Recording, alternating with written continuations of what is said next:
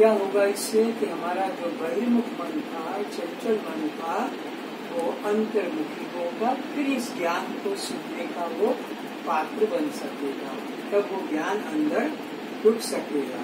तो अब उसको सुने, पढ़ो थोड़ा थोड़ा।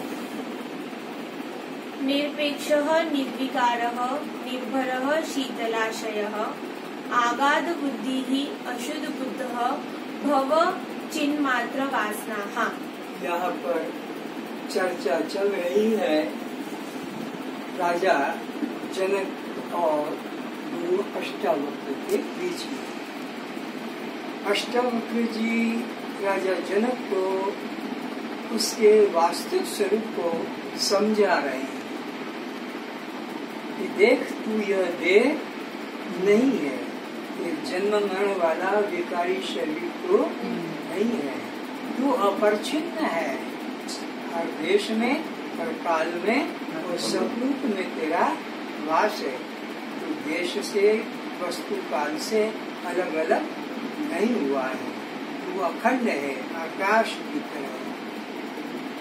तू अपने को न मन मान, न बुद्धिमान, न इंद्रिया और न यह शरीर। तो इंद्रियों से, शरीर से, मन बुद्धि से अलग केवल दृष्टा साक्षी आत्मा। अब इसका अर्थ बोलो। अष्टावक्र जी जनक से कहते हैं, तू आत्मकाम, आत्मा सब ओर से परिपूर्ण है। तो आत्मा है तो तू ऐसा नहीं कि बस खाली इसी शरीर में बैठा है, उस शरीर में भी है, इस शरीर में भी है, और उनके अलावा जो पशु पक्षी हैं उसमें भी है, और पशु पक्षी के अलावा जो वृक्ष है वो भी तू है। तो सब में है, क्योंकि सर्वव्यापक है, अखंड है, हर देश में, हर काल में, हर रूप में है। ऐसा तू अपने को मान। एक शरीर के एक आत्मा में ही तू नहीं है, बल्कि सब शरीरों के सब आत्मा में तू है।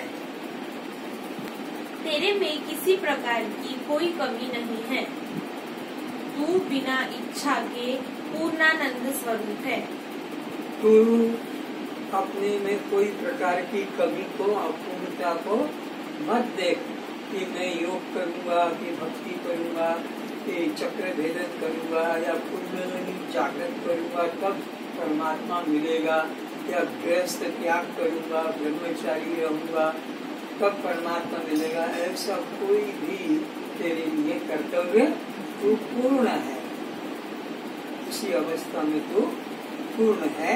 अपनी पूर्णता का निश्चय कर। इच्छा कामना परिचिन्न मन में होती है। ये इच्छा कामना वासना न शरीर को कभी होती है कि मेरे को ये कपड़ा दो, ये जूता दो, कि ये अलंकार दो। शरीर को कभी कोई वासना नहीं होती। घटिया होगा तो भी ठीक है, बढ़िया है तो भी ठीक है, नया है तो ठीक, पुराना है तो ठीक। तो देखो, देह के अंदर कोई कामना, कोई वासना नहीं है, तो देह की दृष्टि से तुम कभी दुखी नहीं हो सकोगे। देह में कोई भी प्रकार का अभाव दिखेगा तब भी तुम दुखी नहीं हो सकोगे। और अब रही बात प्राण की, तो ये प्राण को भी कभी कोई प्रकार का दुख सताता इसको, क्योंकि कोई वासना नहीं। वासना जहाँ है वहाँ दुख सताया जाता है। जिसको कोई प्रकार की वासना नहीं, उसको दुख भी किसी प्रकार का नहीं। जैसे गहरी नींद, गहरी नींद में कोई प्रकार की किसी को भी, गरीब से गरीब को भी, कमजोर से कमजोर को भी, मूर्ख से मूर्ख को भी और पंडित को भी कोई प्रकार का अभाव, वासना भी नहीं है। तो इसी प्रकार न देह के वजह से कोई तुम्हारे को वासना उठेगी कि ये देह मांग कर रहा है, ये कहाँ से जूता, कहाँ से चप्पल, कहाँ से साड़ी, कहाँ से पैंट शर्ट, नहीं। जैसा प्राण को भी कोई प्रकार की वासना नहीं, वो प्राण निरंतर निरपेक्ष चलता है। तुम जागो तो, खाओ तो, सो तो, कुछ भी कर्म करो, प्राण बिना अपेक्षा के निरंतर चल रहा है वह। और अब रह गई इंद्रियों की बात, तो इंद्रियों को भी कभी कोई वासना नहीं कि मेरे को ये पिक्चर देखना है, कि मेरे को ये नग्न दृश्य देखना है, कि मेरे को यह प्रकार का मधुर रस का कुछ व्यंजन खाना है, कि मुझे यह शराब पीना है, या मुझे सिगरेट पीना है, या मुझे और कुछ खाना है। तो इस इंद्रियों को भी कोई प्रकार का, दसों इंद्रियों का जो विषय है, शब्द, स्पर्श, रूप, रस, गंध, तो न श्रोत्र की कोई वासना है सुनने की, न त्वचा की वासना है स्पर्श करने की, न चक्षु की वासना है किसी रूप को देखने की, न जिह्वा को वासना है किसी प्रकार के रस को खाने की, और न नासिका को वासना है किसी प्रकार के गंध ग्रहण की। तो इनको भी कोई वासना नहीं। और अब इनके ऊपर आता है मन। तो मन के अंदर भोग पदार्थों की वासना लगती है। तो वो मन जिस इंद्रिय के साथ जुड़ता है उसी इंद्रिय के विषय को ग्रहण करता, बाकी इंद्रियां चुपचाप रहती। जब उस इंद्रिय को छोड़कर दूसरे इंद्रिय के पास जाता है तो पहली इंद्रिय से कोई आसक्ति, कोई वासना, अब दूसरे इंद्रिय के विषय में वह जुड़ता है, उसका भोग करता है। तो इस देह का भी साक्षी है, तो इस प्राण का भी साक्षी है, तो पांचों इंद्रियों का, ज्ञानेंद्रियों का, पांचों कर्मेंद्रियों का भी तो साक्षी है।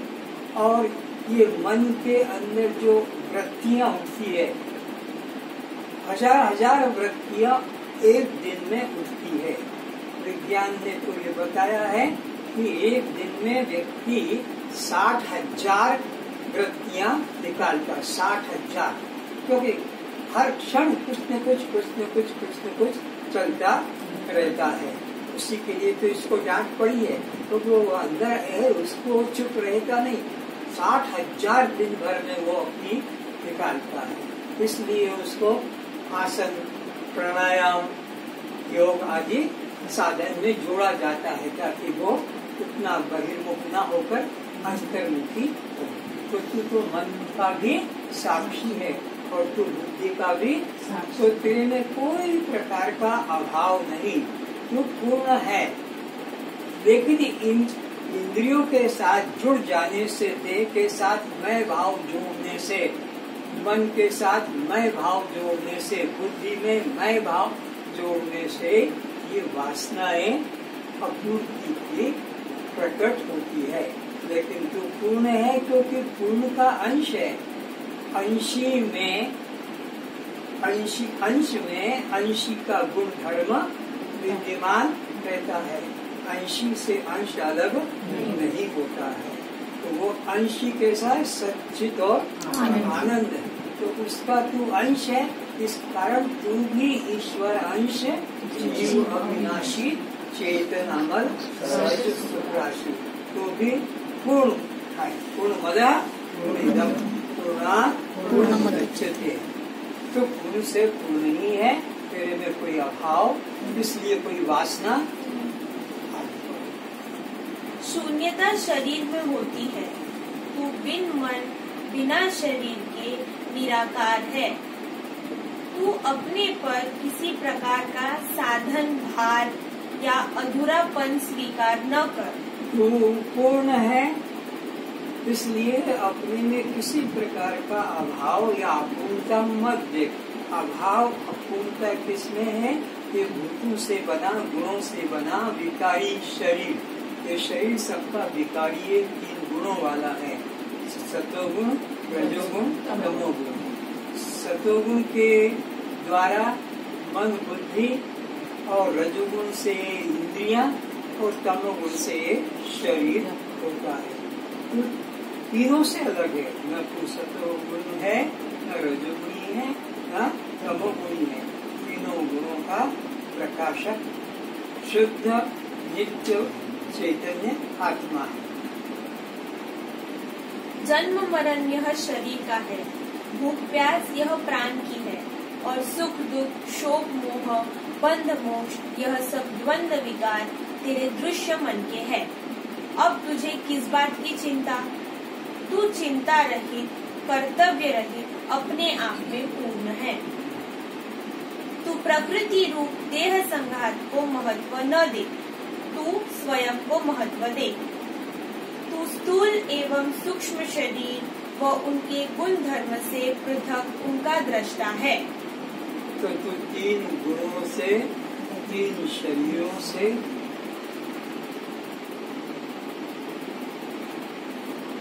और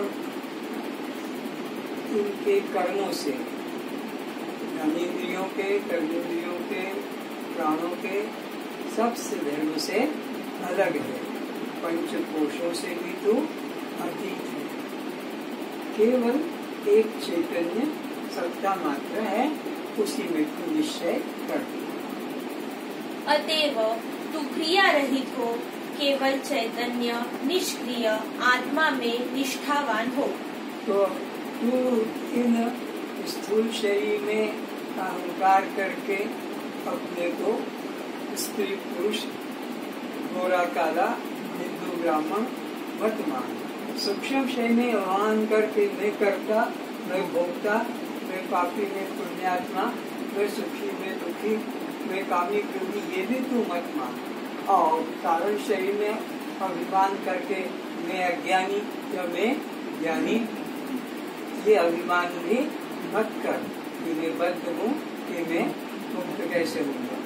तो इनसे अलग अपने को साक्षी मात्र जान।